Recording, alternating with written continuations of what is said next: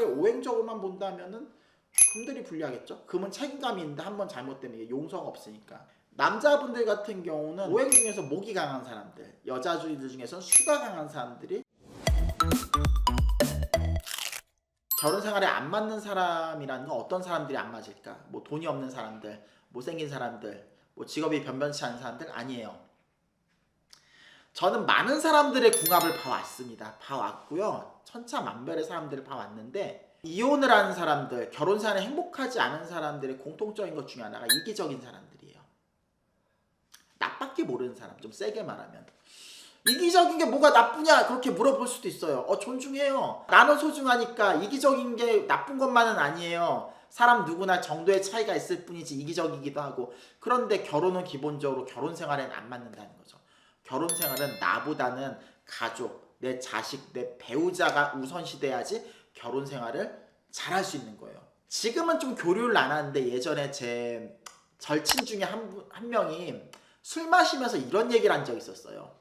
나는 결혼을 하지 않는다. 그 친구가 외모도 괜찮고 좀 수완이 좋아서 연애를 잘하거든요. 여러 여자를 만나고 다니는데 자기는 결혼할 수 있는데 할 수 있는 사람이죠. 근데 결혼을 안 하겠다는 거예요. 주변에서 너 정도면 결혼을 할 수 있는데 왜 결혼을 안 하냐 물어보니까 이런 대답을 제가 아직도 잊을 수가 없습니다. 뭐라고 대답을 했냐면은 결혼해서 자식을 낳으면은 자식한테 나이키 운동화를 사주면 내가 나이키를 못 신는다는 거예요.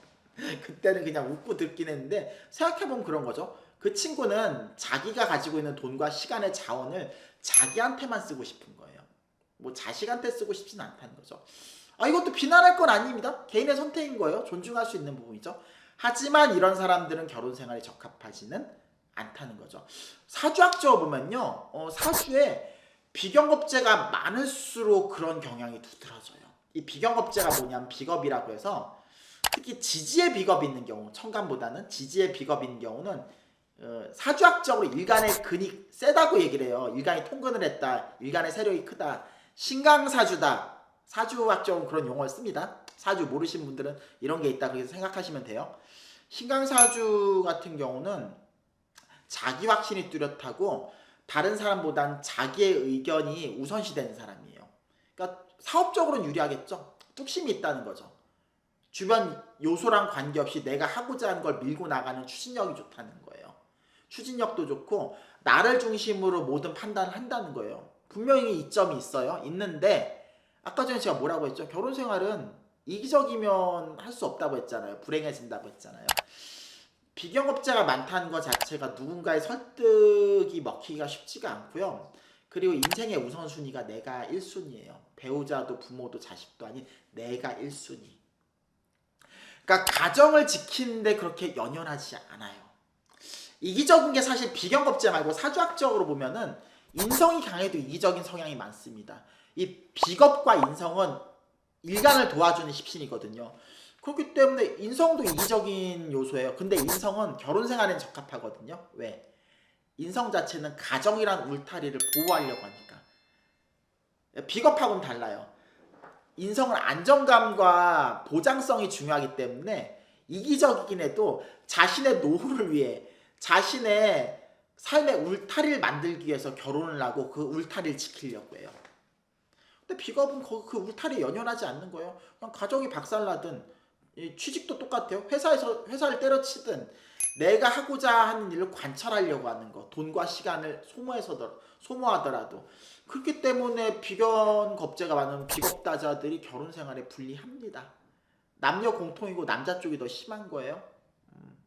두 번째로는 결혼 생활을 하기 어려우신 분들이 상대방에 대한 지적질을 많이 하는 사람들, 결점이 없는 사람 없잖아요. 근데 기어이 하지 말아도 될 말을 하는 사람들이 있어요. 그런 사람들은 결혼 생활이 힘들겠죠. 이 사주학적으로 이 식신상관, 식상이 많으신 분들이 그래요.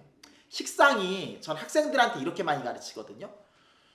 일하기는 참 좋은 십신인데 인간관계 조직인 참 좋은 십신이다. 일하기 왜 좋겠어요? 더 잘하려고 하니까. 문제점을 찾아서 끊임없이 개선을 하려고 하니까. 더 잘하려고 하니까. 굳이 그리고 언급하지 않는 문제점을 끄집어내서 지적을 하니까. 아무리 맞는 말이라고 해도 그 지적 들어서 기분 좋을 사람이 누가 있겠어요? 그러니까 분쟁이 심할 수밖에 없는 거예요. 결혼 생활에 적합하지가 않겠죠? 누굴 존경하기도 쉽지가 않아요. 그래서 남녀 공통이긴 하지만 여자가 식상이 많은 사주들이 결혼 생활이 더 힘든 거예요. 왜? 남편 알기를 우습게 알겠죠? 그리고 식상이 여자한테는 자식의 인연이거든요. 육친법이라고 해서. 식상이 강하신 분들일수록 여성분들이 남편보다는 자식이 더 중요하다는 뜻이에요. 그럼 애를 낳으면 남편이랑 사이가 더 나빠지는 거예요. 남편들이 자주 하는 말들이 있죠. 네가 자식한테 한 거 반에 반만 해도 나한테 하더라도 내가 이렇게까지 화가 나진 않는다고.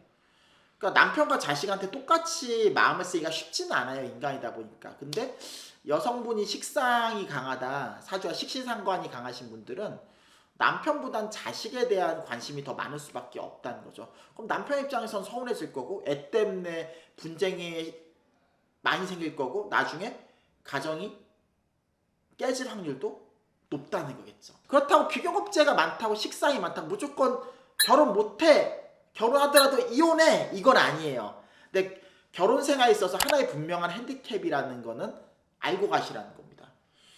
근데 여기까지 들으면 참 답답하죠? 이 영상 보신 분들 중에 비교급제 많으신 분들이 있을 거란 말이에요. 식상 많으신 분들이 있을 거고.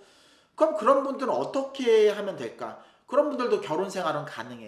제가 시킨 대로 말씀드린 대로만 하면 잘하실 수 있는 거예요. 일단 자기의 문제점을 인지를 하고 있잖아요. 인지하는 게 또 중요하고요. 첫 번째가 궁합을 좀 잘 봐야 됩니다.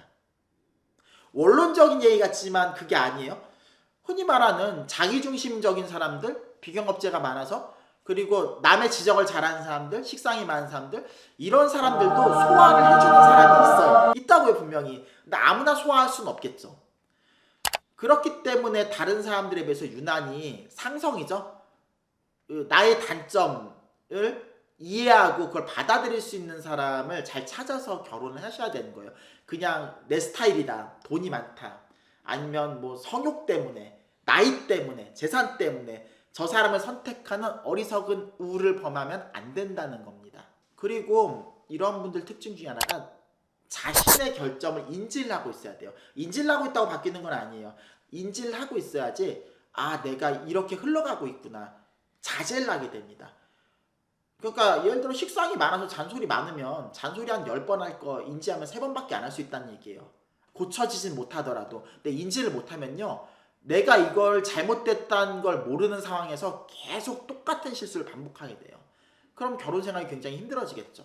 정말 굳이 결혼하겠다면은 좀 그렇죠, 현실적인 얘기를 해주는 거예요. 자식을 두는 건 좀 자제해야 돼요. 이 결혼 생활에 적합하지 않은 사람들이 자식까지 나버리죠. 그러면 그 문제가 걷잡을 수 없이 커집니다. 그러니까 우리가 그렇잖아요. 이혼을 하더라도 자식 없이 이혼하는 거하고 자식을 낳고 이혼하는 건 굉장히 달라요. 새 출발이 다르고, 애 입장에서도 애는 무슨 잘못이에요. 부부끼리 안 맞는 건데 아이 입장에서도 행복한 유년 생활을 하기가 어려운 거예요. 굳이 결혼하겠다면은 아이 둘 다 합의를 보고 우리 자식은 낳지 말자, 그걸 감안하고서 굳이 하겠다면 그 자리에 솔루션이 될 수 있겠죠. 근데 애초에 나랑 잘 맞는 사람을 찾아야 돼요. 잘 맞는다는 건 내 결점을 이해하고 받아들일 수 있는 사람. 그러니까 우리가 사람이 다 똑같은 사람은 없어요. 사람 누구나 다른 건데 난 이건 도저히 이해도 안 되고 맞춰갈 수가 없다, 이런 사람하고 같이 살 수는 없는 거예요. 궁합이 그런 맥락으로 보는 거죠.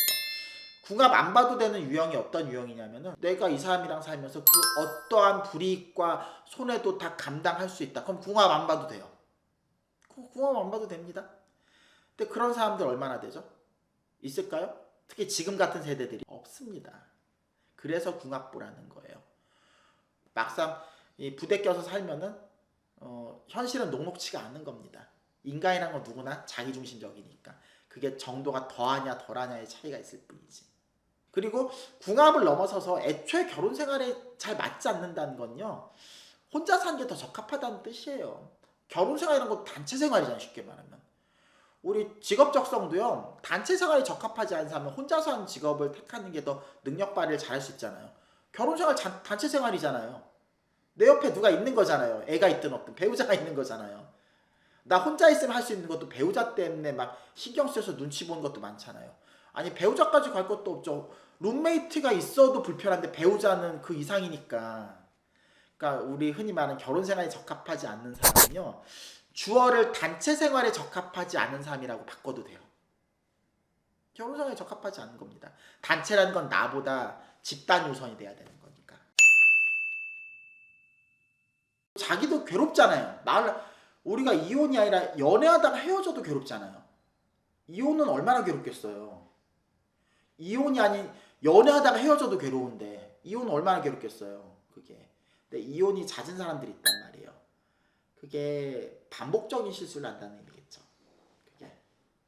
근데 인지를 못하니까 반복적 실수를 하는 거예요. 그게 인지를 못하니까 뭐가 잘못된지 모르니까. 사주를 알면 자기가 반복적으로 한 루틴, 잘못된 습관이 무엇인가, 자기가 착각하고 있는 부분은 무엇인가, 그런 걸 좀 알고서 대비를 할 수가 있는 거예요. 팔자 자체가 실증 잘 내는 팔자도 있어요. 그런 사람들은 보면 가정을 지키는데 그게 적극적이지 않죠. 보면은 실증도 잘 내고 실질적인 관계가 중요한 사람들이 있어요. 가정이란 건 형식적인 틀이잖아요. 그 형식적인 절차적인 틀이 중요한 사람들이 가정을 좀 더 잘 지키려고 하겠죠. 남의 눈을 의식한 사람들도 더더욱 그렇겠죠. 이미 정서적으로 남만도 못한 건데 남의 시선이 무서워서 가정을 형식적으로나마 지켜내려는 사람들, 그런 사람들이 이혼의 확률이 낮겠죠. 아무래도. 또 그런 거 연연하지 않고 우리가 이미 신뢰가 박살났으니까 더 이상 결혼을 할 이유가 없다, 주변에서 뭐라고 하더라도 이혼을 할 거다, 그런 사람들은 이혼을 하기 쉽겠죠. 남자분들 같은 경우는 오행 중에서 목이 강한 사람들, 여자주의들 중에서는 수가 강한 사람들이 이혼을 하지 않고 결혼 생활을, 근데 그게 원리적으로도 맞는 말이에요. 통계적인 게 목이라는 게 용서하는 거예요. 남자가 용서에 미덕이 없다, 그럼 우리가 살면서 잘못할 수 있잖아요. 여자는 수라는 건 의존하고자 하는 거고요. 특히 그런 거에 여자 자체가 결혼 생활 유지한다는 건 남자에게 의존하고 기대고자 하는 게 있어야 결혼이 또 유지가 되는 거예요. 여자가 너 아니더라도 홀로 살게 할 수 있는데 결혼 생활 유지할 이유가 없는 거잖아요. 그러니까 남자는 목이 강한 사람들, 여자는 수가 강한 사람들이 상대적으로 다른 오행을 가지고 있는 사람들에 비해서 이혼율이 낮았더라, 이런 연구 결과가 있습니다. 결혼 생활에 오행적으로만 본다면은 금들이 불리하겠죠. 금은 책임감이 있는데 한번 잘못되면 이게 용서가 없으니까. 금은 자기한테도 엄격한 거예요. 모든 대인관계에서 불리한 겁니다. 나한테도 엄격하고 남한테도 엄격한 거예요. 옳고 그른 게 중요한 거니까. 이게 인기가 있을까요? 말 붙이기도 쉽지 않은 거예요. 부담스러운 거죠. 근데 금 입장에서 그게 진정성이니까. 매사에 힘들어가 있으니까. 긴장감 높으니까. 그러니까 실수도 없는 거고 일의 완성도 높은 거고 지독하게 잘한다는 소리 듣는 거예요. 결혼이 뭐 필수는 아니고 결혼 생활이라는 게 꼭 반드시 해야 되는 의무는 아니잖아요.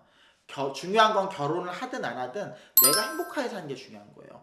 나는 결혼 생활에 적합하지도 않은데 억지로 결혼을 했다, 그거는 나한테도 불행이지만 내 배우자, 나중에 생길 수 있는 자식한테도 불행이 되는 거니까. 그러니까 우리가 결혼을 하든 안 하든 행복하게 사는 게 중요한 거고, 결혼 생활에 적합한 사람들이 결혼을 더 적극적으로 하는 걸 권장드리고, 결혼 생활에 적합하지 않으신 분들은 꼭 결혼에 연연하지 않는 삶도 나의 인생인 것이고, 굳이 결혼을 한다면 제가 아까 전에 드린 대로 궁합을 잘 봐야 되고 자신의 결점을 인지하고 그거를 결혼 생활에 있어서 가급적 좀 자제를 하려고 노력을 해야 된다는 부분, 그런 게 있으면 결혼 생활을 순탄하게 할 수 있는 거예요. 오늘 사주 한입은 여기까지입니다. 재밌게 보셨으면 구독과 좋아요, 알림 설정 부탁드릴게요. 그럼 안녕히 계세요.